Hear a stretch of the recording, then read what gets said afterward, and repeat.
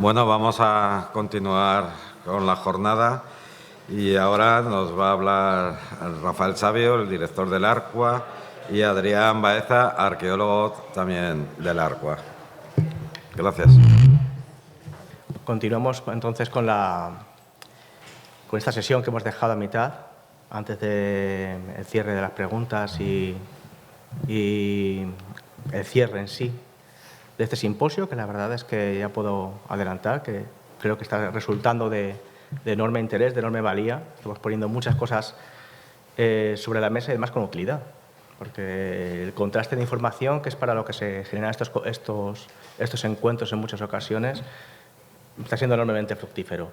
Una vez que hemos hecho ese discurso, hemos ido siguiendo pues, esas cuestiones generales tan inexcusables. Por otra parte, nos hemos adentrado en el mundo de cargamento de este barco fenicio tan único en el contexto peninsular. Nos hemos adentrado ya a través de las dos sesiones de hoy, como se ha podido apreciar, en algo que ya está a medias entre cargamento y no sabemos qué. Javier lo ha comentado. En el caso de los pesos casi lo vería como algo más claro. O sea, ya no es cargamento, es algo que va en el barco y que en ocasiones puede estar asociado, puede no estar transportándose como tal, sino utilizándose en el mismo. Queríamos enlazar y justo después de esta pausa entroncar esta conferencia, digamos que tiene algo más que ver con las anteriores que con las que van a ver a continuación en torno a la puesta en valor.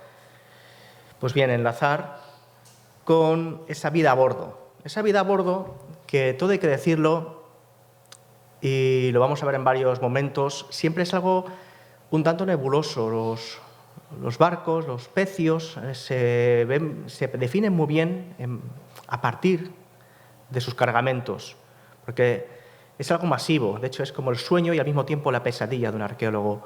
Encontrarte que lo que en tierra puede aparecer una o dos veces en un pecio lo encontramos masivamente multiplicado por miles de vidrios, miles de ánforas, miles de monedas, en el caso de la fragata de Nuestra Señora de las Mercedes.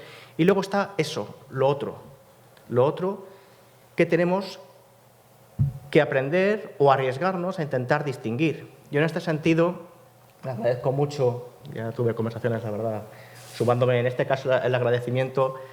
Lo quiero expresar, como muchos otros ponentes, a Juan Pinedo. La verdad es que además que quiero expresar de aquí, que son estas figuras que me han sorprendido al llegar a Cartagena, que es enormemente generoso con sus hallazgos. Es una persona que está abierta a que puedan ser investigados. No siempre pasa en nuestra disciplina y es una cosa que quiero agradecer, esa enorme apertura a que todos los investigadores que quieran acercarse a algo que ha investigado él, abrirles la puerta y, en este caso, casi diría, permitir el paso de un intruso, como sería yo, a esta cuestión que tampoco en la que declaro desde el principio que no soy experto, si bien afrontaré con ilusiones precisamente para el artículo, puesto que es algo que siempre me ha traído mucho, enormemente la atención, la cuestión de la vida a bordo, y de hecho se podrá reflejar la próxima semana en la inauguración de esa exposición en torno a la vida de la fragata de Nuestra Señora de las Mercedes. O sea, todo aquello que va más allá del mero naufragio, aquello que estaba relacionado con su construcción, con su navegación, con su vida a bordo. Este es el esquema. Siempre me gusta poner el esquema para saber por dónde vamos a ir. Parece como que causa menos agobio saber por dónde vamos dentro de la presentación en general. Vamos a realizar una introducción. Vamos a ver, acercarnos a algunos elementos asociados al barco en cuestión, la cuestión de las vituallas también,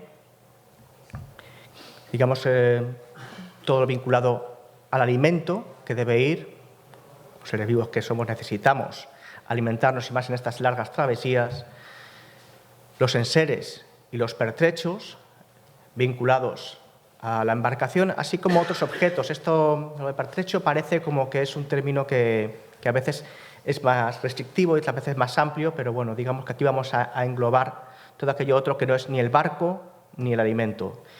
Y, en fin, he creído necesario introducir este punto tan intangible. Hay mucho de intangible en la navegación, pero hay algo más intangible, es lo intangible dentro de lo intangible, que se va a atrever a afrontarlo un compañero mío, aquí presente, Adrián Baeza, que es el preceptor de la beca Formarte de este año y un gran investigador en ciernes, que además está orientando su tesis doctoral precisamente, aunque en un ámbito cronológico diferente, en una cuestión relacionada con esto que aquí vamos a tratar y que es tan difícil de saber ver en un pecio, como es la cuestión de la religiosidad. Concretamente, estaba enfocando su tesis doctoral en esa espectacular pieza también, hallada por Juan Pinedo, La mano sabacia en Escombreras, y en esta ocasión vamos a ver qué de religiosidad podría haber o no en el pecio del Bajo de la Campana, el pecio fenicio.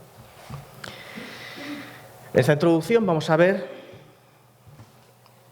quiero ser estricto con el tiempo para dejarlo hablar a mi compañero, por una parte, las características y dilemas del pecio, los componentes y los indicios. Entre las características y dilemas es que ya realmente a estas alturas del simposio hay mucho que se ha dicho, o sea, hay muchas cosas que vamos a ver reiteradas. Pero bueno, podemos destacar esta presencia mixturada de materiales de diferentes periodos. Eso siempre es algo que emborrona la cuestión, sobre todo cuando lo afrontamos, cuando vemos una ánfora está muy bien definida tipológicamente, pero hay otros objetos más menudos que siempre nos puede entrar esa inquietud dependiendo de la campaña y el punto exacto en el que haya aparecido, que no se esté relacionado con otro pecio. La inexistencia de restos de la nave fenicia, también está esa cuestión de qué ha pasado con la nave, dónde están los restos de la embarcación, y más si llevaba un cargamento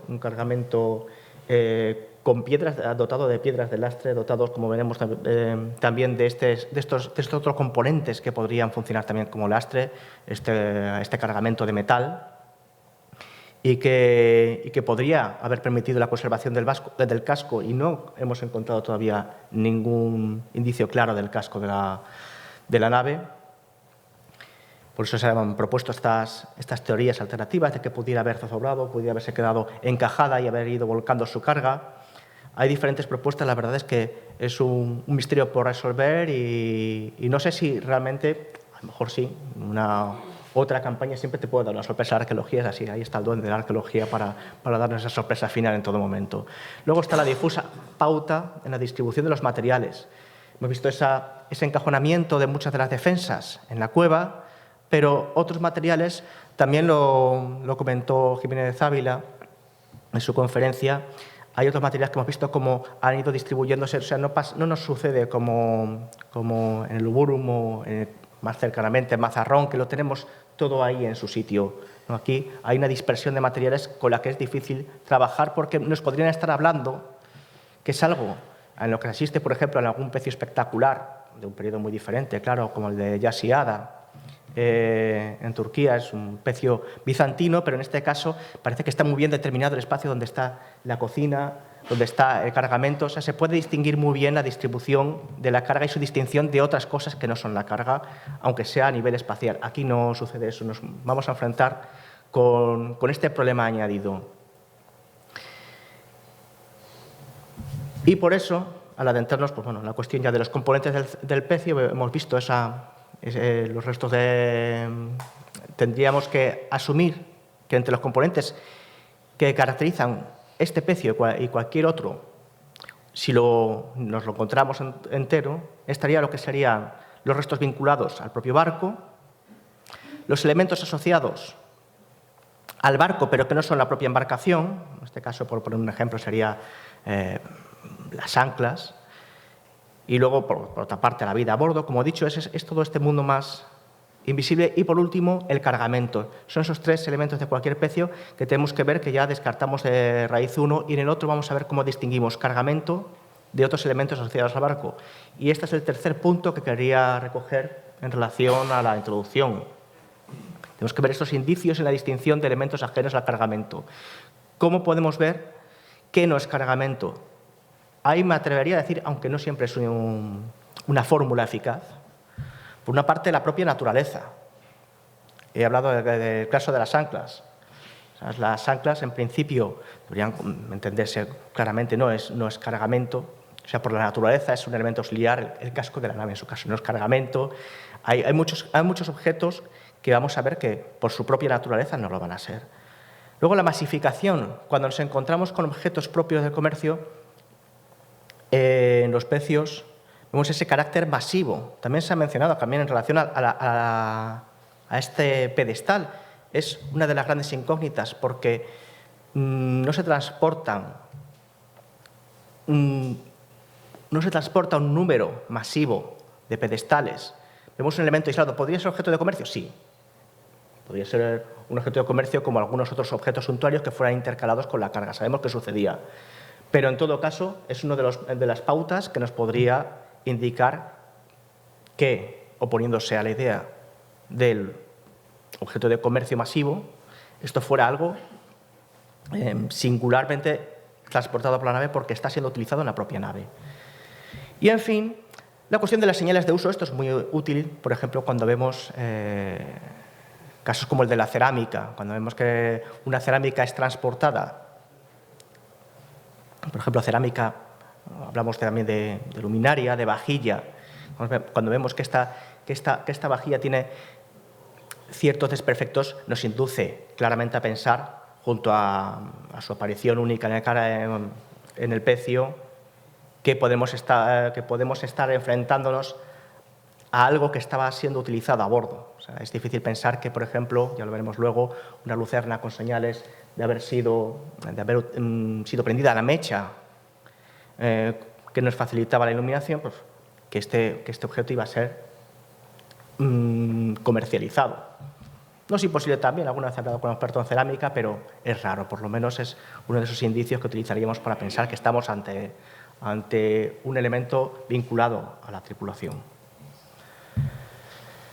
Comenzando por las anclas, debo decir que aquí voy a hacer...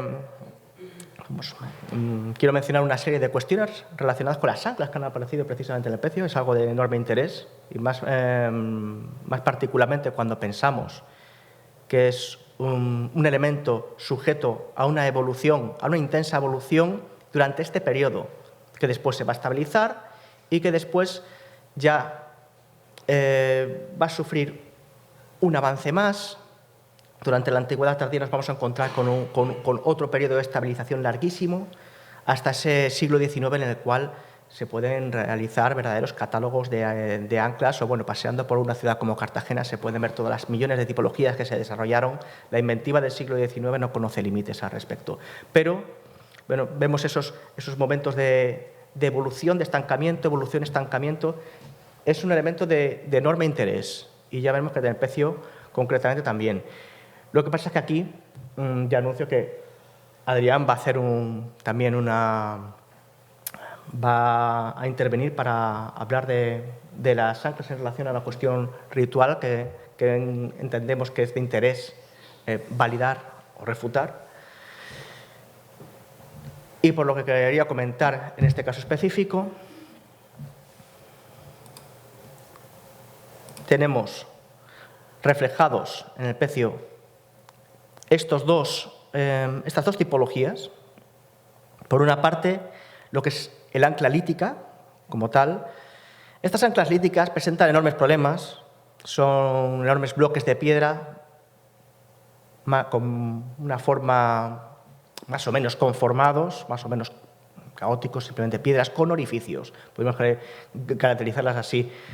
Hay algunas que tienen un solo y gran orificio, hay otras que tienen otros orificios de menor tamaño, distribuidos por su superficie, pueden tener 2, pueden tener 3. Estas anclas han sido estudiadas por Kapteyn, han sido estudiadas también en el caso de España. Es muy curioso, se estudió un conjunto procedente del entorno del País Vasco por Ana Benito.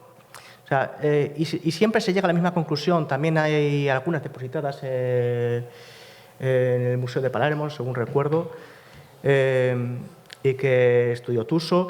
Pero en todos estos casos siempre se llega a la misma conclusión, lees el artículo, y es muy difícil de describir cronológicamente a un periodo concreto este tipo de anclas. Porque realmente son este tipo de soluciones. Hay otras soluciones a las que ha llegado la humanidad, que se han mantenido estables a lo largo del tiempo, y ahí es donde muestran su enorme dificultad. Estas anclas sabemos que aparecen en Ulúburum y pueden ser muy primitivas, pero sabemos que han podido ser utilizadas perfectamente hasta el siglo XVIII por pescadores. Y esto es lo que nos crea, porque claro, son muy fáciles de realizar. Es lo que pasaba en el caso del País Vasco, con estas anclas líticas que una vez que perdían a lo mejor un ancla incluso más sofisticada, estas eran muy fáciles de realizar con un fragmento de pizarra, le creaban unos orificios y ya tenían un ancla. O sea, es la facilidad de la solución y claro, lo económico de su elaboración también, la utilización de materiales locales. El metal es siempre difícil de acceder, un elemento de difícil acceso por parte de ciertos segmentos de la sociedad, y por eso estas anclas son muy difíciles de datar si no aparecen en un contexto como es este. Por eso este ancla tiene esta valía. Y por otra parte están los cepos líticos que aparecieron. Aquí tiene su valor también porque aparecieron, se ve la fotografía que me cedió Juan Pinedo, en la que se ven varios de estos cepos líticos agrupados en un mismo entorno. Tenemos que pensar que estos cepos líticos estamos hacia una evolución de un ancla que nos recuerda a las formas ya vigentes durante un largo periodo de tiempo, pero se están ensayando con las mismas. Y se ve que antes de recurrir a la idea de estos enormes sobrantes de plomo que estamos viendo en los cargamentos para realizar los cepos, es algo que pesa y se aprecia con rapidez que tiene una gran virtud para lograr tumbar la estructura y permitir que precisamente la uña del ancla se agarre mejor al fondo al tumbar la estructura en una posición adecuada. Pues estos cepos son de enorme utilidad, son un elemento longitudinal que su gran característica debe ser precisamente esto, tener un gran peso que permita que el resto del ancla se sitúe, que ponga en horizontal el resto de la estructura del ancla y permita agarreo. Han aparecido varias anclas, esto no debería ser un problema. Por lo menos no tenemos paralelos antes, Ulúburum, y también mucho después. De hecho, en el siglo, en la Edad Moderna está perfectamente definido hasta el nombre de cada una de estas anclas. Ya está como, parece que en el mundo marino, esas largas travesías, ese enorme aburrimiento, es propicio a darle nombre a todo. Y al final le dan nombre a cada una de las anclas que van cargando. Tienen hasta, además, me hace mucha gracia, el ancla de la esperanza, la de la caridad. Es como siempre, como es un elemento del que pende la vida de la nave, tienen ese miedo a que el hecho de perder una o dos anclas, al final siempre tienes que llevar varias por el hecho de que el hecho de perder un ancla no te vaya a impedir poder sujetarte al fondo marino, que es para lo que están concebidas y que podría poner en riesgo la embarcación en su conjunto. No por casualidad es el símbolo de la Marina. Por lo tanto, en relación a la valoración de su presencia en el pecio, ya lo he comentado, no irían transportadas varias por la nave, es un elemento de enorme utilidad. Y para la interpretación yo aventuraría, mi compañero hablará posteriormente de ello, que son lo que estamos preveyendo que son realmente un elemento utilitario. Hay otros elementos que podrían estar asociados a este barco invisible, elementos relacionados con la flotabilidad. Hay piedras de lastre. Hay un gran conjunto de piedras de lastre que son ajenas al lecho marino de este entorno. Son cantos rodados. Esto es fundamental, que una nave tenga, una vez que se ha botado con un peso mínimo, y después este peso mínimo se va aumentando o disminuyendo gracias a la carga, y siempre hay que evitar para mantener la flotabilidad de la nave, hay que evitar precisamente que cuente con un peso inferior a lo deseado, puesto que podría escorar o incluso zozobrar y así aventurar el desastre. Y por otra parte, la resina, la impermeabilización. Es fundamental que una nave de este periodo y de cualquier otro vaya impermeabilizada, y esto era muy difícil de lograr. Debían tener resina suficiente para poder ir cubriendo las grietas, aquellos lugares en los que se percibían fallas dentro del casco, y esto debía ser además un proceso por poner el paralelo de las goteras, casi inevitable, una obsesión por intentar mantener impermeabilizado el casco, que casi por su propia naturaleza era imposible. De hecho, de ahí el desarrollo de esas bombas tan empleadas luego en el mundo romano, tan codiciadas. Sabemos que los buceadores del periodo romano, una vez que se hundía una nave en un lugar accesible, llegaban a realizar inmersiones solo por poder rescatarlas, porque sabemos que estas naves no tenían la suficiente impermeabilización como para no permitirse el lujo de tener que estar achicando el agua. No hacía falta que estuvieran hundiéndose o que los hubieran arremetido con un espolón para necesitar tener que estar permanentemente realizando esta labor de achique y de impermeabilización. Y aquí vemos los trabajos in situ con todo el cuidado posible sobre estos efímeros restos de resina. Luego hay otros, estos son más los vacíos que las presencias, elementos asociados al propio arco. Estoy hablando de cosas que aparecen elementos que aparecen en otros pecios. Los rectolíneos ya he dicho que es poco, casi nada lo que ha aparecido, es muy escaso. Hay algo, pero muy poco. Los clavos, hay clavos de diferentes formatos. En esta ocasión no tienen el protagonismo que podrían tener en otros periodos y tampoco sabemos si van ligados a la embarcación o a algunos elementos transportados que podían ir ensamblados mediante clavos. Este es un clavo de enormes dimensiones, la verdad. Y bueno, comentaba la cuestión de las anillas. Hay una anilla en el pecio. Se está valorando la cuestión de que la presencia masiva de una serie de anillas en el pecio del SEC esté relacionado con el velamen. Esto está por ver. En este caso no hay una presencia masiva de anillas de bronce que nos permitan hablar de esto. Hay alguna anilla de plomo de grandes dimensiones. Comentaba Juan Luis Sierra el otro día que a lo mejor podría estar relacionada.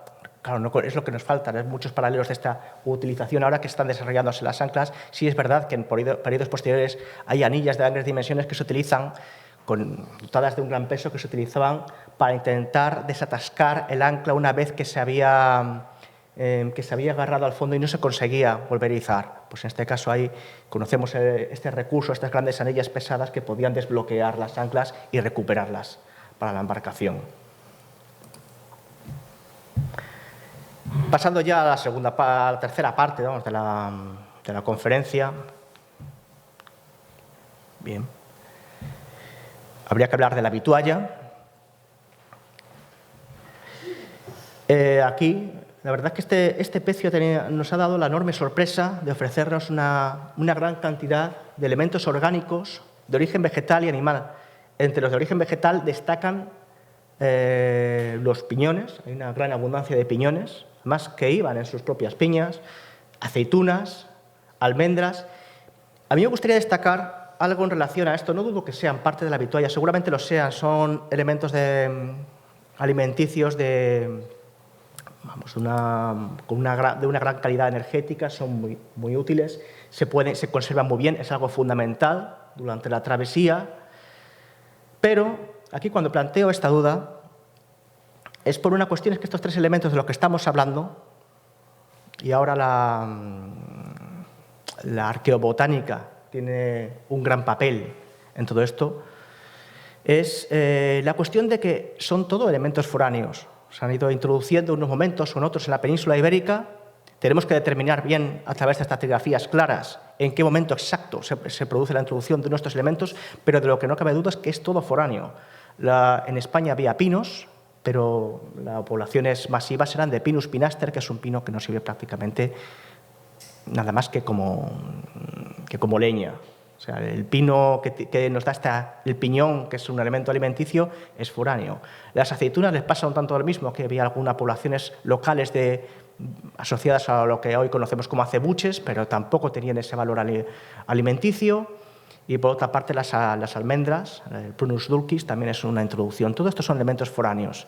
La verdad es que el panorama vegetal de la península ibérica antes de las colonizaciones era verdaderamente desolador cuando uno se pone a analizarlo. No sabemos muy bien, yo creo que como dicen las fuentes romanas cuando hablaban de los bretones, era una gente que se alimentaba poco más o menos que de bellotas. Era un alimento tan completo, pero al mismo tiempo tan desolador. Aquí vemos una imagen. Además me ha gustado, tenemos aquí este conjunto expuesto en las salas, pero me ha gustado poner esta imagen que me remitió Juan Pinedo, que se ve cómo se están recogiendo los mismos piñones del fondo marino. Imagen espectacular. Una de estas aceitunas y, en último lugar, un hueso de almendra. Y por eso comentaba la cuestión de contrastes de la utilización como vitualla o como objeto de comercio, o no descartaría que como ambos, por el hecho de que hay pecios, aquí es casi más claro, como el del SEC, en el que han aparecido plantones de vides. O sea, sabemos que se están introduciendo en este periodo, o sea, no solo está introduciendo el alimento, sino también se está introduciendo el vegetal, que se está aclimatando con éxito a la península ibérica. Y es en este momento cuando todo esto se está produciendo. Por eso no habría que descartar que muchos de estos elementos no solo se puedan consumir en el barco, sino que también se estén comercializando desde el barco. Son estos viveros flotantes. Esta imagen es preciosa. Eso parece como que solo comercian con ánforas, parece que comercian con objetos lujosos. No, también transportan, son viveros flotantes y también tiene mucho valor comerciar con estos vegetales. Es la huella de cómo están introduciéndose en la península ibérica, por ejemplo, elementos como el olivo, que ya casi es difícil romper la relación con el paisaje del sur peninsular y de todo el Levante. A ver, veamos. Entre los elementos de origen animal apareció el diente de un suido. Pongo un suido porque la verdad es que en esta época pasa un poco lo mismo que con algunos vegetales. Eso del cerdo pasa como con el perro, podríamos calificar casi de un invento humano y está sujeto a evolución. Puede ser perfectamente también un jabalí. Los dos son objeto de la alimentación humana. Y también una vértebra de atún que podría haber sido embarcada o pescada, como luego veremos desde la propia embarcación. Y pasando a la última parte que me concierne, creo que en tiempo y forma, sí. Vemos también estos otros elementos asociados a los enseres y pertrechos. He querido poner junto a la palabra pertrecho la de enser, por abrir un poco más el concepto y ver todo eso que pertenece, porque pertrecho, digamos, que es lo que está, si nos acudimos a la RAE, si somos estrictos, el pertrecho es todo aquello que está relacionado con el mantenimiento de la embarcación. Y hay otras cosas que no son esto, hay otras cosas que están más vinculadas a su uso por la tripulación, a su uso en relación con las vituallas, ya lo iremos viendo. De ahí que lo que podríamos ver como pertrecho propiamente dicho sería, podríamos asociar a los pertrechos propiamente dicho, sería la presencia de algunas agujas. Todo esto también con su debido cuidado, pero es evidente que el uso de agujas siempre ha sido fundamental para poder hacer esos remedos en el velamen de estas embarcaciones. Punteros, sabemos que con este tipo de herramientas podemos trabajar localmente para trabajar fundamentalmente sobre elementos más duros, como podría ser la propia madera del casco de la embarcación. Por otra parte, tenemos estos elementos asociados ya a la vitualla, llamémosles enseres. Esto ya se publicó, el hecho de que frente a la masiva presencia de otros tipos anfóricos, el ánfora sagona podría estar utilizándose por parte de la propia embarcación. En el caso del barco Mazarrón II también apareció una ánfora. Es fundamental, claro. Lo fundamental aquí es tener agua dulce en la embarcación y para eso tiene que utilizarse algún recipiente. Y como no, parece que frente a lo que está siendo embarcado de manera más masiva, estos elementos singulares podrían estar dándonos la pista de que son los que son empleados para el acopio de agua. Apareció también un molino de mano. Esto recuerda mucho a lo que, claro, el proceso de la conservación, como he dicho, es fundamental y en relación a ello el pan no nos lo permite, por lo cual el proceso de panificación tiene que producirse en la propia embarcación. De ahí que tengamos elementos como estos o momentos posteriores, en el periodo romano, estas enormes bandejas de engobe pompeyano, que les llaman, que parece que están también relacionadas, según la doctora Bustamante, con procesos de panificación. y de ahí que sea tan fundamental su presencia a bordo. Ha aparecido también antes esta imagen. Hay algunos elementos que podría pensarse con más dudas si son objetos de comercio o, como este mango de cuchillos, estar asociados a los enseres empleados por la tripulación, pues en la manipulación de alimentos, o también para la obtención de alimentos ha aparecido un anzuelo en relación a este pecio. Esto es algo lógico, que se pueda realizar acopio de alimentos desde la propia embarcación mediante la pesca. Es un recurso reiterado en la vida a bordo. Y, en fin, entre los elementos asociados a la tripulación, aquí nos volvemos a encontrar con la cuestión de lo que he mencionado antes, aquello que está usado, aquello que es único. La lucerna casi no me cabría lugar a dudas de que es un elemento vinculado con la vida a bordo, tiene esas clarísimas marcas, termoalteración en la zona de las piqueras, de esta forma tan común en el periodo, elaborada a partir de un plato. Y por otra parte, he preferido poner el dibujo antes que la imagen, que no es tan elocuente, de este instrumento musical, este aerófono, una flauta. No tiene que ver con este pariente lejano de lo que luego será la flauta doble, por ejemplo, utilizada por los griegos, el aulos. Estos, pues bueno, nos podemos imaginar perfectamente en estas largas travesías cómo podrían ser empleados por una persona ducha para entretenerse. De hecho, me recuerdo también esa escena, como parece todo muy etnográfico, sacándolo de contexto, esa escena de la película, creo que también ambientada de Master and Commander, a mí personalmente me gusta, en la que está la tripulación en una de estas travesías realizando música a bordo. Y por otra parte, bueno, los pesos los he puesto hasta borrosos porque es que después de la conferencia de Alicia Arévalo no merece hablar de ellos, pero bueno, es otro elemento, simplemente quería mencionar que es un elemento que está a bordo y que se emplea seguramente en las transacciones comerciales, no se le ve prácticamente otro sentido. He hecho esta pequeña alusión cuando hemos visto la presencia de escritura sobre las defensas de elefantes que iban en la embarcación. Pueden haber sido realizadas perfectamente en el puerto, pero aquí, la verdad es que hace tiempo hice una exposición que me hizo mucha ilusión realizar en Mérida sobre los instrumentos de escritura, que están mucho mejor tipificados en el periodo romano, o por lo menos aquellos que eran profesionales, como los stili, luego, claro, asociados a la tinta, los cálamos. Bueno, el caso es que quiero recordar que cualquier objeto punzante que no tenga una inscripción clara pudo ser perfectamente empleado. También conocemos mucho el empleo de elementos punzantes con carácter incidental. Muchas veces hemos visto esas imágenes ya asociadas al periodo romano de mujeres escribiendo con una aguja de pelo. Claro, es fácil, tienen muchas componiéndose peinados, se la quitan una y escriben con ella. O sea, tenemos esa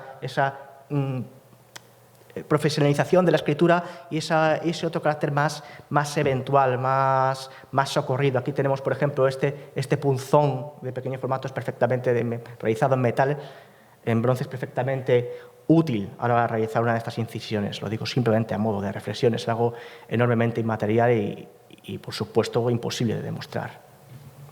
Y con esto doy paso a mi compañero Adrián Baeza. Bien. Bueno, pues queda ahora la tarea más compleja, que se la dejan al más novato, al becario, que no es otra que la de analizar pues aquellas piezas que de algún modo, con la prudencia debida, nos permiten hablar de la ritualidad a bordo o a lo largo de la travesía. En este sentido, lo primero que tenemos que tener en cuenta es que todas las sociedades, antiguas y contemporáneas, han desarrollado un vínculo con la divinidad, con la deidad, pues bien para explicar el entorno que lo rodea, bien para dar sentido a su existencia o intentar atisbar lo que hay más allá, ¿no?, de ella. Y en el caso de las sociedades antiguas, esto va un paso más allá por el hecho simple y sencillo de que cada práctica, cada hecho común está siempre mediatizado por algún tipo de ritual o por algún tipo de precepto religioso o bien una mera superstición, ¿no?, sobre aquello que se está llevando a cabo. Habría que ver, en este contexto de la travesía, de la navegación, pues cuáles son los motivos principales para creer. El fundamental, pues asegurar la propia vida y la integridad física pues de la tripulación, de los que iban a bordo, ¿no? Ya con ese motivo es más que suficiente como para aliarse o buscar esa protección divina sobre las propias personas. Obviamente la nave también es fundamental. La nave va a garantizar lo anterior y lo posterior que vamos a ver. Si la nave permanece, si la nave no zozobra, si la nave no se hunde, la empresa se va a poder llevar a cabo, ¿no? La gente que va a bordo va a sobrevivir a la travesía, el cargamento se va a salvar y lo probable es que tengamos unos buenos... una buena empresa económica y los riesgos financieros pues se reduzcan, ¿no? En ese sentido, pues tanto eso, el cargamento y las piezas propiamente también hay que asegurarlas, ¿no? Esto es como la póliza de seguros, pero con la divinidad, ¿no? Aseguramos ese cargamento, nos quitamos esos riesgos también que son inherentes a la propia operación económica. Siempre vamos a intentar maximizar ese beneficio, siempre se va a buscar los mejores mercados. Y también, pues algo que no es baladí, que es buscar los mejores vientos y corrientes. Y también, pues bueno, ese agradecimiento en zonas de dificultad de paso, pues también, pues en agradecimiento, ¿no? Algo que también se sigue manteniendo, ¿no? En esas ermitas que están vinculadas siempre con la Virgen del Carmen o con cualquier tipo de deidad que tenga ese vínculo con el mar, donde todavía seguimos viendo esos votos marineros que se siguen entregando en templos.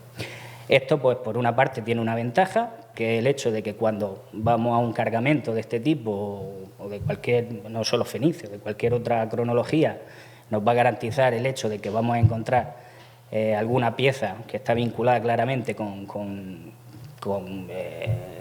esos hallazgos religiosos o con esa ritualidad, pero también tenemos ese problema que tenemos muchas veces los arqueólogos de la psicosis del objeto ritual. Lo que no sabemos siempre es objeto ritual o siempre buscamos objetos rituales donde no lo hay. En este sentido, como hemos visto a lo largo de estos días, hay una serie de objetos que por su carga simbólica, su iconografía o su funcionalidad, sabemos que sí que tienen un carácter religioso, pero que están contemplados como parte de un cargamento.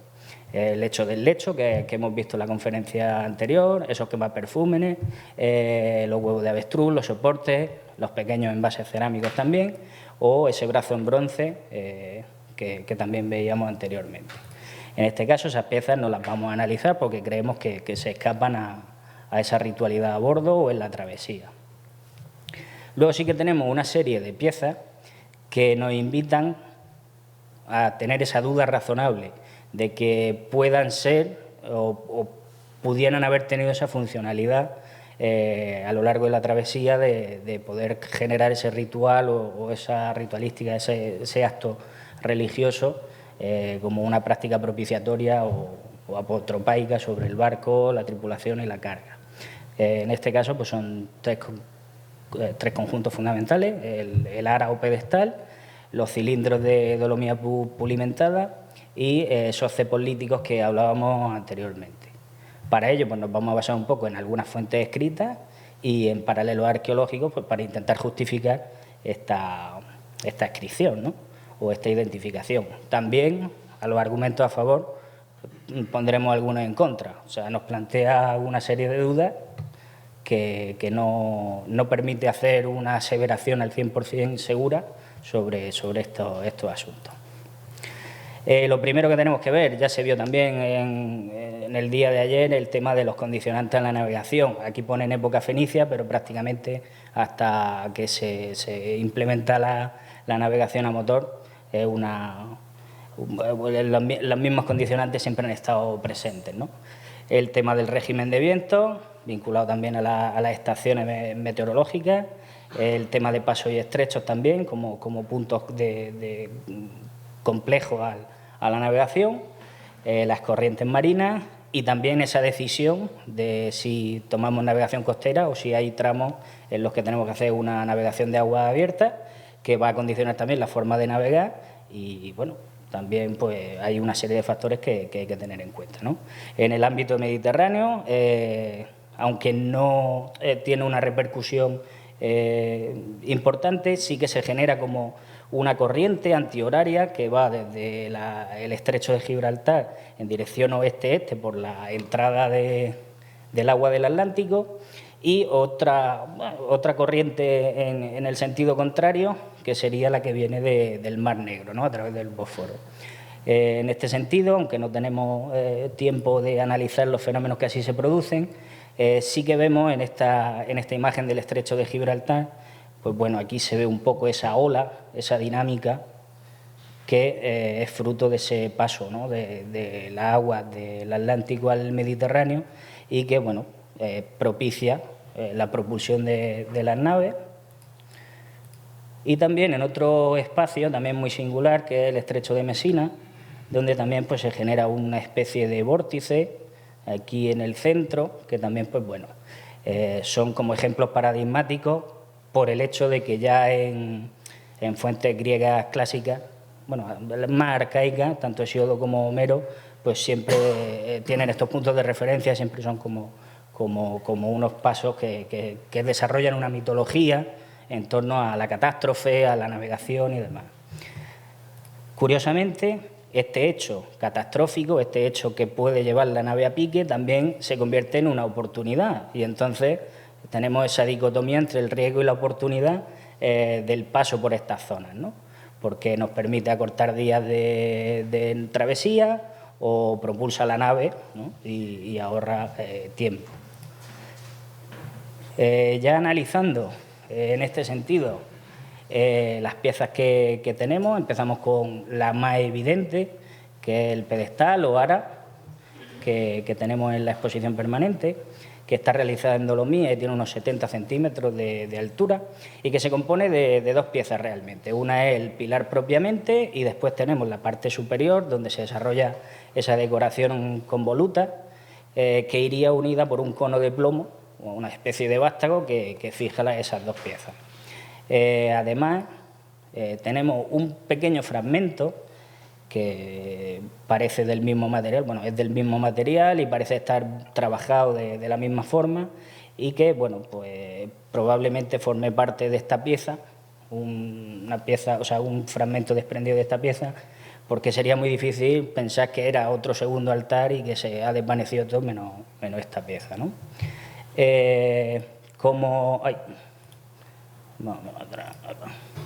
Como argumentos a favor, está claro, es la pieza más evidente que tiene un uso ritual, ¿no? Es un altar y un altares, no tiene más.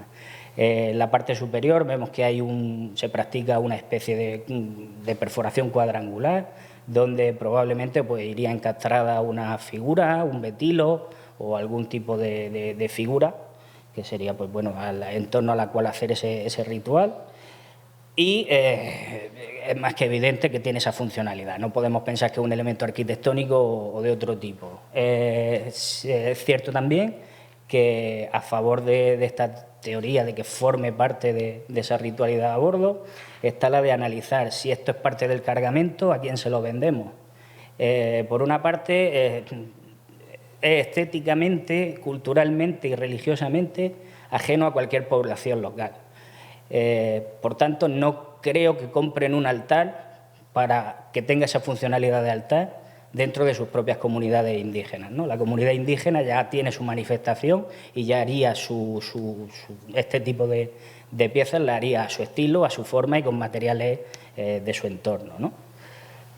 También, bueno, queda la posibilidad, puede ser parte de un ajuar, sería algo muy extraño, sería casi un únicum, ¿no? Venderlo como ajuar, como a un príncipe local que quiera meterlo dentro de su ajuar funerario, algo bastante extraño. Luego también pues, está esa pregunta, que lo hemos visto en la conferencia anterior, de ¿estaría asociado a esos otros objetos? Por ejemplo, la flauta o los quemas perfumes que hemos visto. Pues esa posibilidad pues habría que verlo quizás con ese mapa de dispersión de los hallazgos pues para ver si estaban en conjunto, si no, aunque bueno, como se ha comentado anteriormente, puede ser que no arroje ningún resultado en ese sentido. Por otra parte, tenemos una serie de argumentos en contra en torno al origen de la piedra. Sabemos que está hecho en un tipo de material, en la dolomía, que es bastante común en esta zona del sureste peninsular. Entonces, si tomamos como referencia ese origen en torno al estrecho y que iría pues, hacia el Levante o incluso hacia las Islas Baleares, Ibiza, no iría esa pieza en origen y sería cargada en esas etapas intermedias.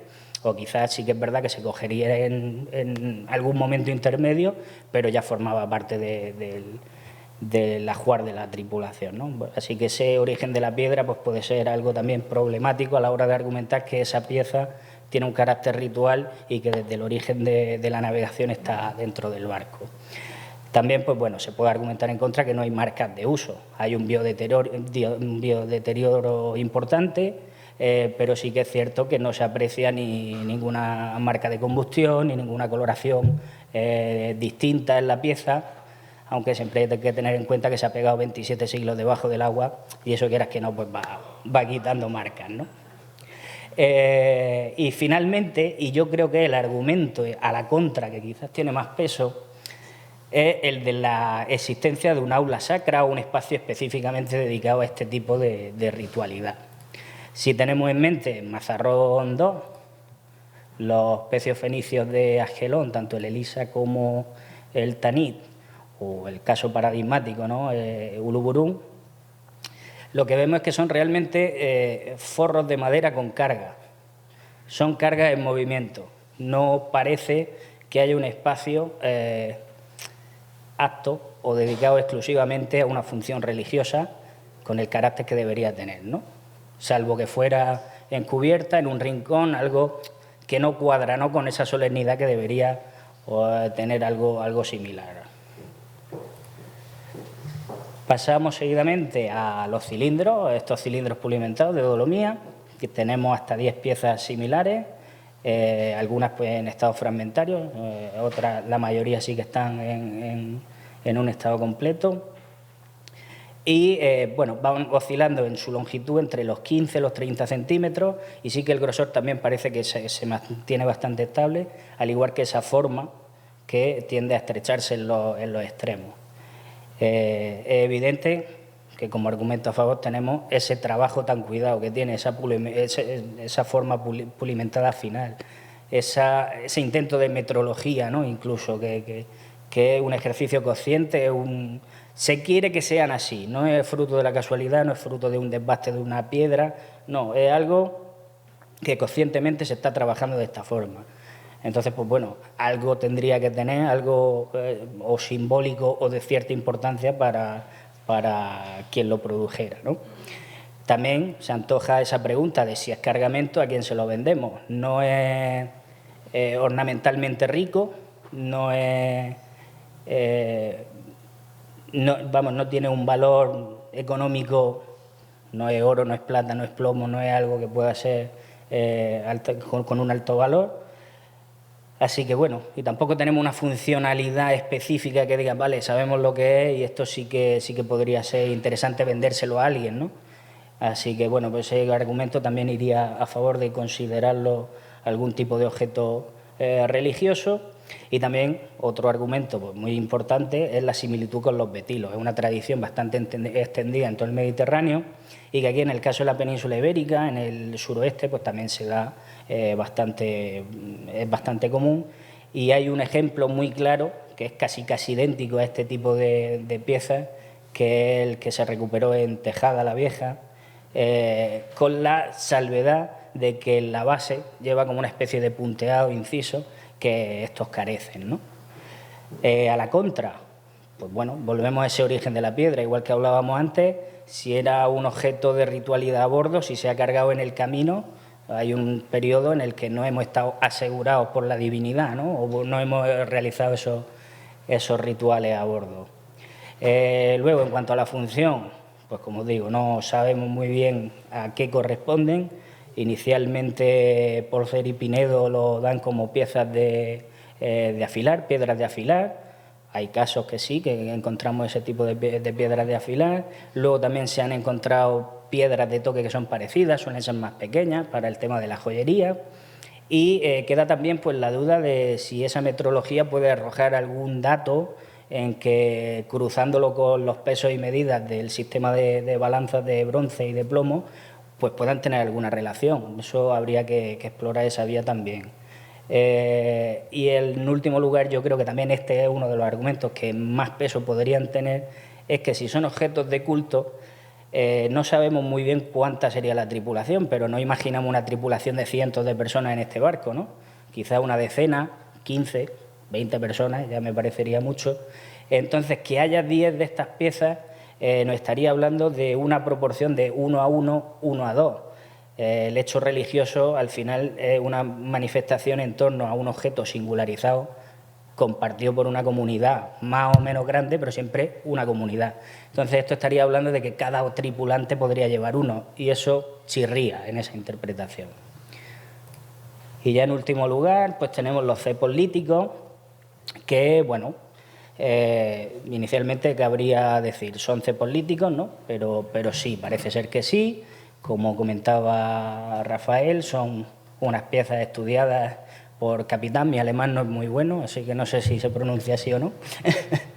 Pero sí, unas propuestas que él hace de estos cepos líticos con caña de madera, caña y uña de madera, que serían un modelo transicional entre la ancla lítica de tradición o más antigua y ya pues la introducción del plomo, que pues ya se generalizará en época griega romana sobre todo.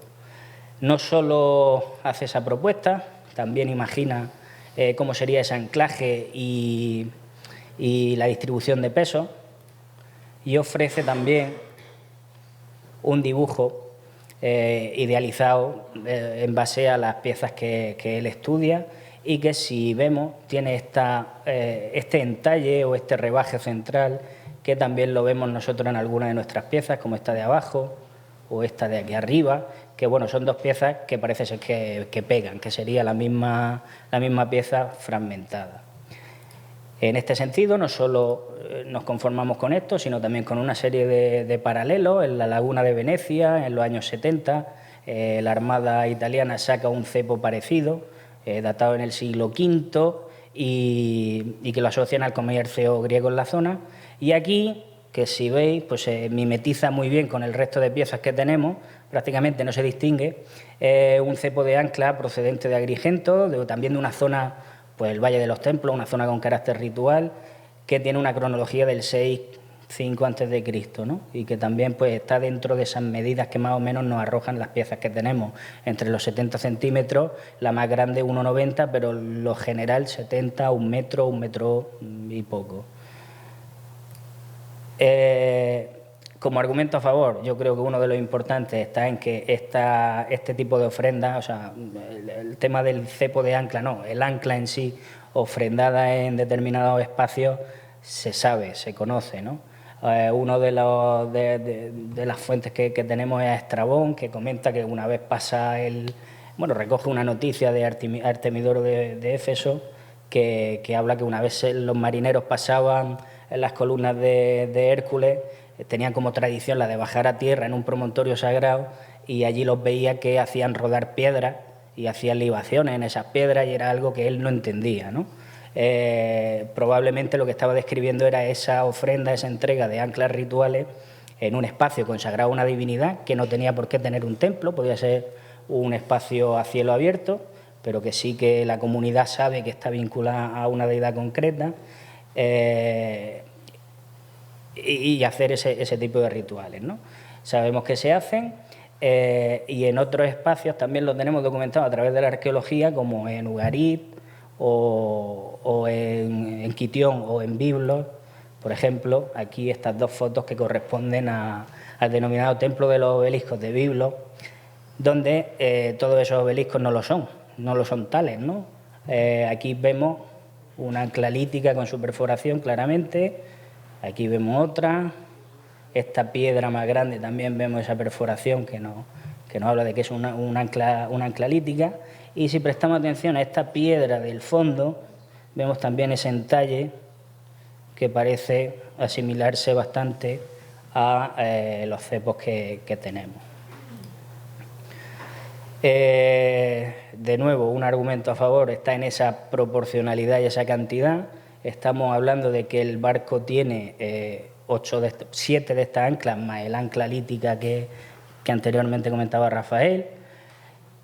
Sabemos que sí, que se reponen anclas, que es común perderlas en una travesía, en un mal fondeo, una tormenta, cualquier cosa, se pierden anclas.